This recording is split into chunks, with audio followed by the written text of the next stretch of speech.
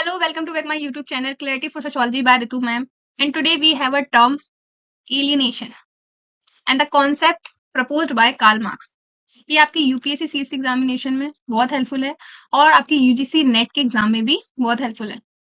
और apart from this you just follow my sociological terminology series for understanding social world. So this term will definitely help you to understand the concept of alienation.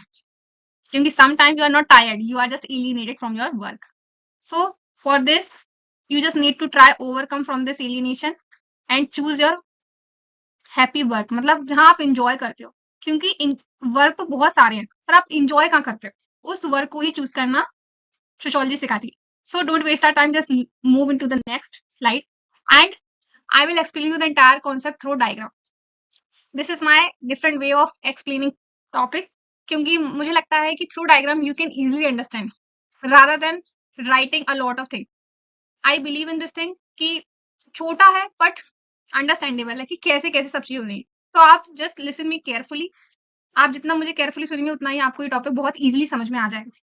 So believe in me and I will explain you very well entire topic and you can write this topic by your own language. और अगर आपको diagram बनाना है तो ये उससे भी better हो जाएगा, आपको 1 मार्क्स एक्स्ट्रा मिलेगा इसका in UPSC. Okay, so I am going to start. Look at this term alienation. First question कि have you ever felt that you are alienated. मतलब कभी कभी आपको ऐसा लगा है कि आपकी लाइफ में आपका जो वर्क है उसमें आपको मजे नहीं आ रहा है. I mean you are not enjoying your work, you are just doing because of surviving your life. देखो, एक होता है जीना, मीन लिविंग, एक होता है सर्वाइविंग. ठीक है, तो आप क्या कर रहे हो, आप जस्ट लिविंग हो कि सर्वाइव कर रहे हो लाइफ. मीन एक होता है सिंपल जीना और एक होता है खुल के जीना, मीन खुशी खुशी जीना. ओके, तो जब आप लाइफ को जैसे काट रहे हो, ठीक है, ओके, आप जिस लिविंग कंडीशन में हो कि हाँ बस भाई हमारी लाइफ चल रही, सरवाइव नहीं कर रहा, हमें बिल्कुल भी अच्छी नहीं लग रही लाइफ. ठीक है, तो ऐसी कंडीशन में आप एलिएनेटेड हो. ठीक है, सरवाइव कर रहे हैं इन वेल मैनर. मतलब हम जो काम कर रहे हैं, हमारा जो वर्क लाइफ हमारी वो बहुत अमेजिंग है. हम जो भी करते हैं उस पर प्रोडक्ट भी हमारा है. ठीक है, प्रोसेस पे भी हमारा कंट्रोल है. हम सोशल ग्रुप से भी कनेक्ट रह पा रहे हैं, इवन अपनी क्रिएटिविटी को दिखा पा रहे हैं. ये सबसे बड़ा चैलेंज होता है कोई भी प्रोडक्ट सेल में, तो उस जगह पे आप एलिएनेट नहीं. Okay, but if you are working just fulfill your living condition, that's a question, that's a challenge in your life.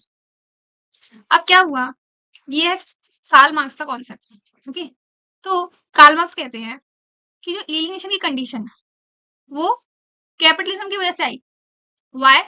Because he explain in his concept modes of production. Modes of production.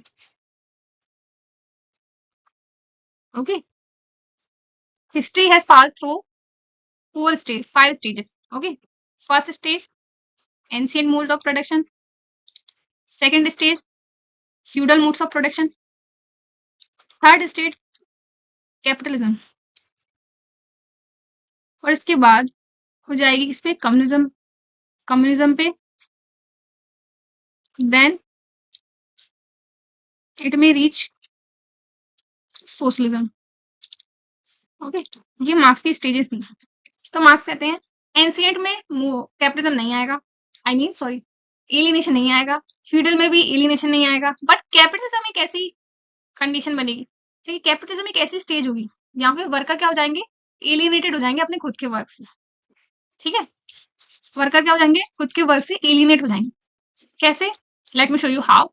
Work before capitalism, work was play, क्योंकि घर में ही काम बनाते थे, creative थे. ठीक है, creative क्यों थे, अब जैसे कि किसी को दिए बनाने हैं.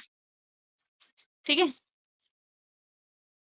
I am sorry for my drawing, दिया भी नहीं मिल पा रहा. क्या बनाऊं, एक पॉट बना देते हैं. ठीक है, ये बना दिया अपने पॉट. अब ये घर पे बना हुआ पॉट है, अब इसमें क्रिएटिविटी भी है. देखो क्रिएटिविटी दिखाऊं थोड़ी अपनी ये मैंने थोड़ी क्रिएटिविटी दिखाई अपनी, ठीक है। अब ये क्या है कि घर में बन रहा है, ठीक है। जो व्हील्स आती थी ना पहले, व्हील्स पे बनते थे ये सारे, कितने मिट्टी के जितने भी जो सॉइल प्रोडक्ट्स होते हैं वो कैसे बनते हैं, व्हील्स पे। तो इसमें क्या है, work was play for them, why, because they were making this product at home, okay. Creative था, जैसे चाहे वैसे इसको इसका बना सकते थे स्टेच में, आई मीन जैसे चाहे वैसे स्पॉट को वो डिजाइन कर सकते थे, तो क्रिएटिव वर्क भी दिखा सकते थे।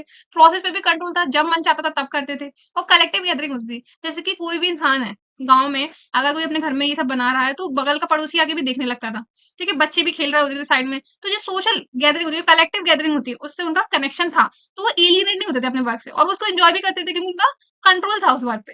बट आफ्टर कैपिटलिज्म क्या हुआ, look at this, after capitalism work का हाल हुआ कि वर्क क्रिएटिविटी से मूव ऑन हो गया, और कहाँ पे आ गया, एफिशिएंसी और प्रोडक्टिविटी। यहाँ पे एक दिन के 4 मटके बना लिए, काम हो गया, अब बाहर बातें करने की चले गए, ठीक है, for gossip. But after the capitalism work depend on efficiency and productivity, ठीक है। मार्केट बढ़ गया क्योंकि ग्लोबलाइजेशन भी हुआ, उससे क्या हुआ, प्रोडक्ट ग्लोबली सेल होने लगे, उस वजह से किस चीज पे फोकस करने लगे, एफिशिएंसी पर, प्रोडक्टिविटी से, कि कैसे प्रोडक्टिविटी बढ़े, क्योंकि जितनी ज्यादा प्रोडक्टिविटी उतनी सेलिंग होगी, तो उसके लिए क्या ले आए, मशीन ले आए। जो प्रोडक्ट ये एक दिन में बनाते थे, वो मशीन 1 घंटे में बना देती थी। जैसे कि अगर हमें 4 शर्ट का सेट चाहिए, ठीक है, तो एक वर्कर कितने में बना पाता था, पूरे दिन में से 5 या 6 शर्ट बना पाता था। ये भी बहुत ज्यादा हो जाती है, ठीक है। तो इसको बनाने में उनको 1 महीना लगेगा, और शॉर्ट शर्ट चाहिए था, 1 महीने से भी ज्यादा लग जाएगा। बट अगर वही मशीन 1 घंटे में 100 शर्ट बना देगी, तो बढ़ गई एफिशिएंसी एंड प्रोडक्टिविटी। बट क्या हुआ, worker lose control of production, ठीक है। उनका कंट्रोल पे कोई भी सॉरी कोई प्रोडक्शन पे कोई कंट्रोल नहीं रहा। हैवी वर्किंग आवर्स हो गए, mean 10 hours, 14 hours. Sometime when capitalism emerged in Europe, do you know how many hours were they worked in the factory? Approx 18 hours तक भी कर लेते थे वो काम, ठीक है। तो इतना इतना काम करवाते थे। अब इतने काम में कब इंसान अपनी सोशल गैदरिंग करेगा, कब फैमिली के साथ टाइम स्पेंड करेगा, कब खुद की क्रिएटिविटी के लिए समय निकालेगा, कब खुद के लिए समय निकालेगा, दैट्स अ चैलेंज, ओके। और आफ्टर दिस, अगर if you are talking about labour code और जो वर्किंग आवर 8 आवर का हो गया है, उसके लिए बहुत सारी फाइट करनी पड़ी है, वो इनिशियली नहीं था, ठीक है। दैट्स व्हाई, और मार्क्स बहुत बहुत ही पुराने सोशोलॉजिस्ट हैं, वो तब के कैपिटलिज्म की बात बोल रहे हैं, आज की कैपिटलिज्म की बात नहीं बोल रहे हैं। आज बहुत सारे लेबर कोड भी हैं, लॉज एंड रेगुलेशन है फॉर कंट्रोल दिस एलियनेशन, ठीक है। क्योंकि ह्यूमन मशीन नहीं है, मशीन की तरह ह्यूमन से काम नहीं कराया जा सकता, okay. Are you getting my point? तो फिर क्या हुआ, फिर मार्क्स कहते हैं कि by this capitalism people disconnected from product after capitalism. I am talking about after capitalism, not before capitalism. तो प्रोडक्ट से वो एलिमिनेट हो गए, प्रोसेस से हो गए, पीयर्स ग्रुप से हो गए, even they were alienated from their self, and that's why alienation occur in their life. Got it? I hope you understand the diagram. Let me explain you again. चलिए raise कर दूं।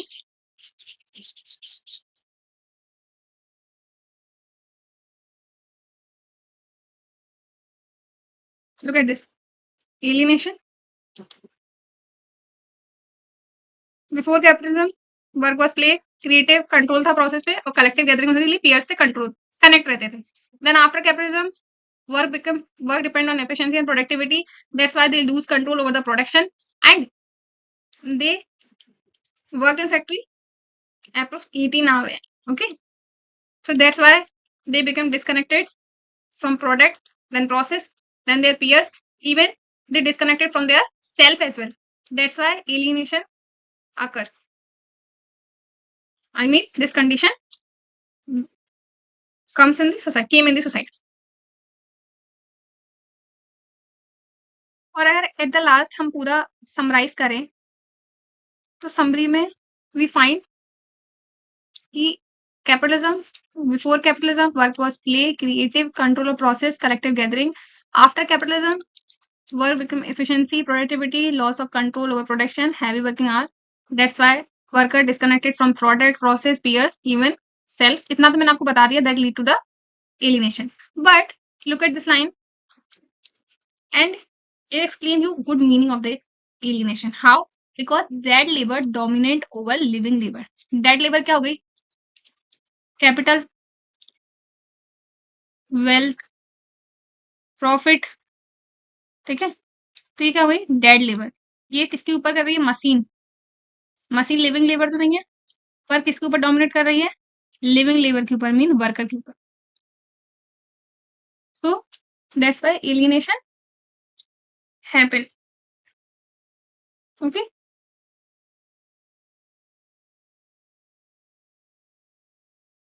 And now look at this definition. I make some notes for you as well. अब just reading करेंगे, वो concept मैंने आपको पूरा clear समझा दिया।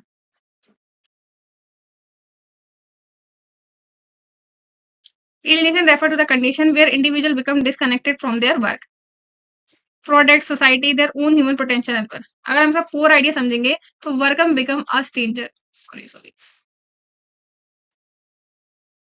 Worker becomes a stranger to his own labour.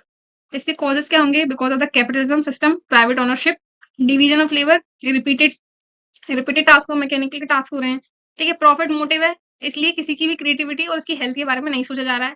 और लेक ऑफ वर्कर कंट्रोल, अब वर्कर कंट्रोल ही नहीं कर रहे हैं, ओनर्स कंट्रोल कर रहे हैं फैक्ट्रीज को। जहाँ वर्कर कंट्रोल करेंगे वो अपने वर्क को देखेंगे, अपनी हेल्थ को देखेंगे, अपनी मेंटल स्टेट को देखेंगे। बट व्हेन ओनर कंट्रोल, जब ओनर कंट्रोल करेगा तो ओनर तो खुद काम कर ही नहीं रहा, तो उसे क्या पता कि कितना प्रेशर है काम में, है ना। अगर हम सिंपल फ्लो चार्ट के थ्रू समझे तो लुक एट दिस, कि कैपिटलिज्म आया, loss of control over the labour, disconnection हुआ उनका, एलिनेशन हुआ, then exploitation and isolation. 4 dimension diagram में भी थी and you can look at here as well. Then key feature भी थे उसमें, powerlessness, meaninglessness, isolation, self estrangement. Then consequence क्या हुआ? जॉब डिससेटिस्फेक्शन हो गया, मतलब कि जो भी जो काम कर रहा है उसमें उसको मनी लग रहा, मेंटल स्ट्रेस एंड फ्रस्ट्रेशन हो रही है because of the heavy work and loss of human dignity, ठीक है।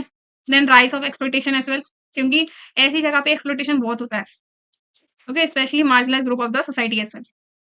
देन कंटेम्प्रेरी एग्जांपल में अगर लिए हम एग्जांपल तो गिग इकोनॉमी का ले सकते हैं, डिलीवरी वर्कर और ride sharing app. Some time they disrupt their mental and physical health, okay, mental and physical health बहुत हार्म होता है उनकी मेंटल हेल्थ को और फिजिकल हेल्थ को, क्योंकि उन्हें कहा जाता है कि आपको जल्दी से जल्दी डिलीवर करना है, तो उस जल्दी के चक्कर में उनके साथ बहुत सारे एक्सीडेंट हो जाते हैं। देन कॉर्पोरेट बर्नआउट कल्चर है इसके some of the criticism as well, कि इसमें ओवर एम्फोसाइज किया है इकोनॉमिक फैक्टर्स को, ओके, इग्नोर कर दिया है non economic form of satisfaction, ठीक है।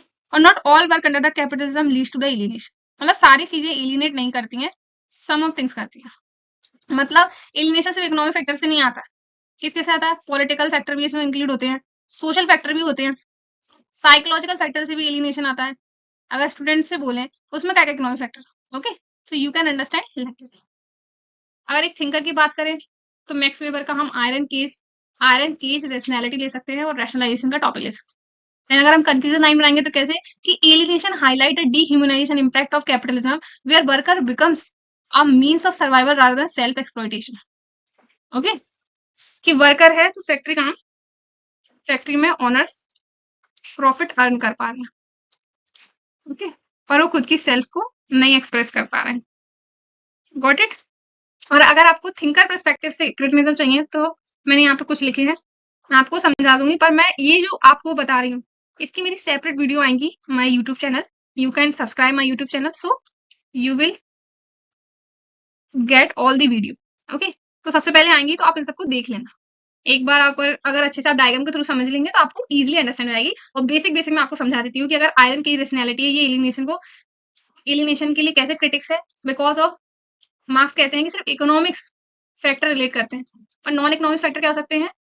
रैशनैलिटी। रैशनैलिटी मीन जब हाई डिग्री में रैशनलाइजेशन होगा सोसाइटी में, मतलब लोग इमोशनल से ज्यादा रैशनल डिसीजन लेंगे, ठीक है। तो रैशनल डिसीजन के चक्कर में वो किस में फंस जाएंगे? लॉजिक्स में, ठीक है, लॉजिक्स में फंस जाएंगे और उनके पास एक ट्रैप बन जाएगा जिसमें सबसे ज्यादा कैलकुलेशन होगा। कैलकुलेशन कैसा? कि मुझे किस चीज में प्रॉफिट ज्यादा है, और जहां पे प्रॉफिट देखा जाएगा वहां पे रिलेशनशिप किसकी बेसिस पे होंगी? ओनली प्रॉफिट की, रादर देन इमोशन पे। और जो चीज इमोशन पे होगी ही नहीं उससे इंसान एलियनेट ही तो होगा। एम आई राइट और रॉन्ग? हार्वर्ड मार्क्यूस का सेकंड कॉन्सेप्ट है फॉल्स कॉन्शियसनेस, कि वर्कर को पता ही नहीं चलेगा कि वो एलिनेटेड है। जब आप खुद टायर्ड होते हो आफ्टर कमिंग होम, कि कोई भी कॉर्पोरेट वर्कर है, okay, for example you are working in corporate, जब आप घर आते हो तो आप घर आके बड़ा थका टायर्डनेस फील करते हो, तो आपको लगता है कि मैंने आज ज्यादा काम कर लिया, बट यू डोंट नो कि आप एलियनेट हो रहे हो, आपको वर्क ही पसंद नहीं आ रहा है। ओके, तो आपके पास क्या है, फॉल्स कॉन्शियसनेस है, आपके पास कॉन्शियसनेस ही सही नहीं है। मतलब एक कॉन्शियस इंसान होता है, उसे पता होता है कौन सी उसे एलिनेट कर रही है, कौन सी एलिनेट नहीं कर रही। सिमिलरली एना ओके कहती हैं कि हाउसवाइफ सबसे ज्यादा एलिनेट है, उसके पास तो कोई इकोनॉमिक फैक्टर ही नहीं है, वो अपना घर में इतना काम होता है कि उसको खुद के खाने तक का वक्त नहीं होता, that's why she is alienated. Merton कहते हैं कि अगर वर्कर एलिनेट होंगे, अगर वो फील एलिनेट करेंगे तो कम्युनिज्म नहीं आएगा, वो रिबल करेंगे और इनोवेटिव आइडियाज को प्रोड्यूस करेंगे खुद में, और खुद की ही फैक्ट्री बनाएंगे और खुद की ही वर्क को अगेन इमर्ज करेंगे। देन सीडब्ल्यू मिल्स कहते हैं फॉल्स नीड। फॉल्स नीड का कॉन्सेप्ट है कि हम वो सारी चीजों को परचेज करना चाहते हैं जिनकी हमें जरूरत भी नहीं है।